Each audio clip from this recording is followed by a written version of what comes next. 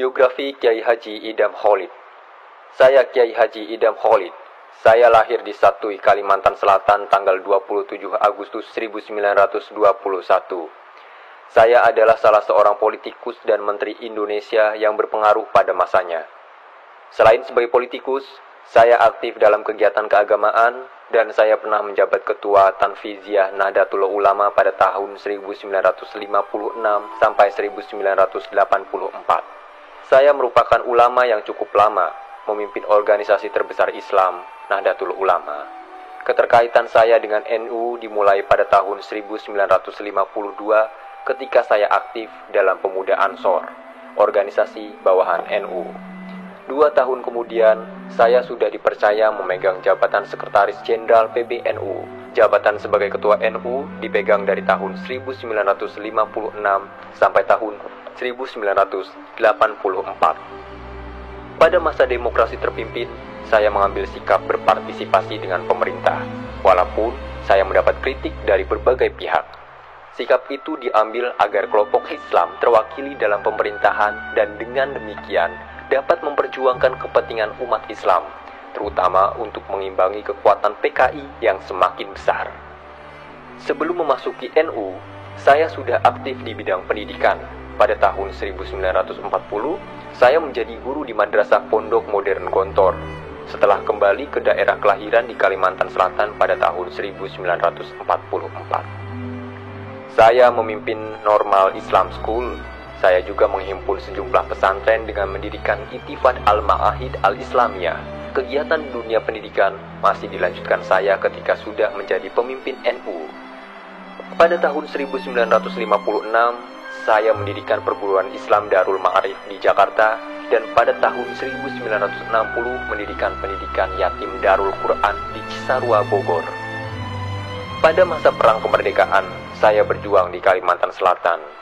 Mula-mula saya bergabung dengan Badan Perjuangan Serikat Muslim Indonesia atau SERMI, kemudian dengan Sentral Organisasi Pemberontak Indonesia Kalimantan. Bersama dengan Komandan Divisi 4 Alri Letnan Kolonel Hasan Basri, saya mendirikan Front Nasional Indonesia Kalimantan. Saya ikut bergerilya bersama anggota Divisi 4 Alri, bahkan diangkat sebagai penasehat.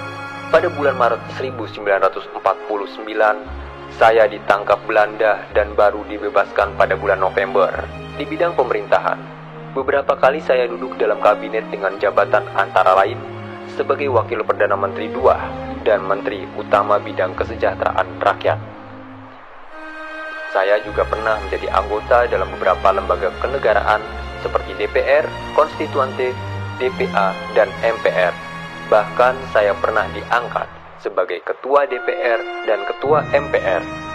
Atas jasa dan perjuangan terhadap bangsa dan negara, pemerintah Republik Indonesia menganugerahi gelar Pahlawan Nasional berdasarkan surat keputusan Presiden nomor 113/TK/2011 tanggal 7 November 2011. Saya Juanda Kartawijaya. Saya merupakan seorang politisi. Saya adalah Perdana Menteri Indonesia yang ke-10 sekaligus Perdana Menteri yang terakhir. Setelah itu, saya menjabat sebagai Menteri Keuangan dalam Kabinet Kerja ke-1. Sumbangsih terbesar yang pernah saya berikan untuk Indonesia ialah adanya Deklarasi Juanda tahun 1957. Deklarasi ini menyatakan bahwa Laut Indonesia adalah termasuk laut sekitar di antara dan di dalam Kepulauan Indonesia menjadi satu kesatuan wilayah NKRI atau lebih dikenal dengan Negara Kepulauan. Hal ini tercantum dalam Konvensi Hukum Laut United Nations Convention on Law of the Sea. Karena jasa itu dalam memperjuangkan pembangunan lapangan terbang sehingga dapat terlaksana, nama saya diabadikan sebagai nama lapangan terbang di Surabaya, yaitu Bandara Juanda. Tak hanya itu saja, nama saya juga dijadikan nama hutan raya di Bandung, yaitu Taman Hutan Raya Insinyur Haji Juanda. Saya merupakan anak pasangan Raden Kartawijaya dan Nyi Monat. Saya menghabiskan masa-masa sekolah dasar di Hogere Barger School. Kemudian saya pindah ke sekolah untuk anak-anak Eropa, Europe High School. Setelah itu, saya melanjutkan ke Teknis Houhushou te Bandung. yang sekarang dikenal dengan nama ITB. Saat itu, saya mengambil jurusan teknik sipil. Saat menjadi mahasiswa, saya juga aktif dalam organisasi non-politik seperti Paguyuban Pasundan dan Muhammadiyah. Saya pun sempat merasakan menjadi pimpinan sekolah Muhammadiyah. Kemudian, saya bekerja sebagai pegawai di Departemen Pekerjaan Umum Provinsi Jawa Barat. Saya merupakan seorang abdi negara serta abdi masyarakat. Setelah lulus dari TH Bandung, saya lebih memilih menjadi guru di SMA Muhammadiyah yang gajinya hanya seadanya. Padahal di waktu yang sama, saya ditawari untuk menjadi asisten dosen di TH Bandung yang gajinya tentu lebih besar. Setelah 4 tahun mengabdi di SMA Muhammadiyah, saya mengabdi ke Dinas Pemerintahan. Kali ini, saya bekerja di Jawatan Irigasi Jawa Barat. Setelah proklamasi, tepatnya tanggal 28 September 1945, saya memimpin para pemuda untuk mengambil alih jawatan kereta api dari Jepang. Setelah kejadian tersebut, saya diangkat oleh pemerintah Republik Indonesia sebagai jawatan kereta api untuk wilayah Jawa Madura. Saya juga sempat beberapa kali menjabat sebagai menteri, seperti Menteri Perhubungan dan Menteri Pengairan, Kemakmuran Keuangan, dan Pertahanan. Saya juga sempat menjadi anggota dalam perundingan KMB. Saya bertindak sebagai Ketua Panitia Ekonomi dan Keuangan Delegasi Indonesia. Dalam perundingan ini, Belanda mengakui kedaulatan Indonesia. Boleh dikatakan bahwa saya merupakan seorang pemimpin yang luas. Saya bisa bergabung dengan semua golongan, baik itu presiden, menteri, ataupun masyarakat biasa. Pada 7 November 1963, saya wafat karena terkena serangan jantung.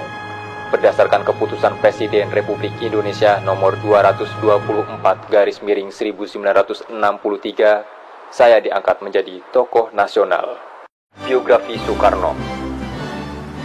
Saya dilahirkan di Surabaya pada tanggal 6 Juni 1901. Saya lahir dari ibu yang berasal dari Bali bernama Ida Ayu Yoman Rai dan ayah dari Blitar, Jawa Timur yang bernama Raden Sukemi Sosro Diharjo. Mula-mula saya bersekolah di Folk School, Standard School, di Europe Large School di Sidoarjo, Jawa Timur. Kemudian pada tahun 1915, saya melanjutkan di HBS Surabaya dan 5 tahun kemudian melanjutkan di THS Bandung. Masa pendidikan di perguruan tinggi dapat saya selesaikan pada tahun 1925 dengan menyandang sarjana teknik atau insinyur. Pada tahun 1925, saya mendirikan dan menjadi ketua Alumni Study Club di Bandung, yaitu suatu perhimpunan pelajar yang berjiwa nasionalisme. Kemudian pada tahun 1927 bersama-sama dengan Mr. Sunario, saya mendirikan sebuah organisasi pergerakan yaitu Perserikatan Nasional Indonesia, yang kemudian pada bulan Mei 1928 diubah namanya menjadi Partai Nasional Indonesia.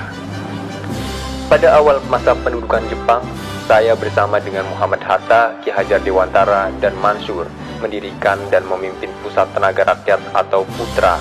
Pada bulan September 1943, saya diangkat menjadi ketua Chuo Sangiin, di samping juga menjadi pemimpin Jawa Hokokai. Dan pada bulan Agustus 1945, menjelang proklamasi kemerdekaan Republik Indonesia, saya terpilih sebagai ketua PPKI. Pada tanggal 17 Agustus 1945, saya bersama-sama dengan Muhammad Hatta memproklamasikan kemerdekaan Republik Indonesia. Dalam agresi militer Belanda yang kedua tahun 1948, saya dan Hatta serta beberapa pemimpin republik lainnya ditawan Belanda untuk kemudian berturut-turut diasingkan ke Prapat, kemudian Bukit Manumbing, Bangka. Tanggal 6 Juli 1949, saya kembali ke Yogyakarta.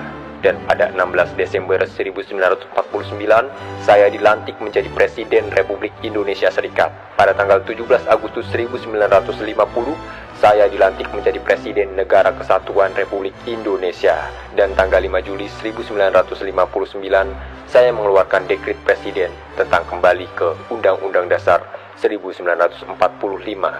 Saya wafat pada tanggal 21 Juni 1970.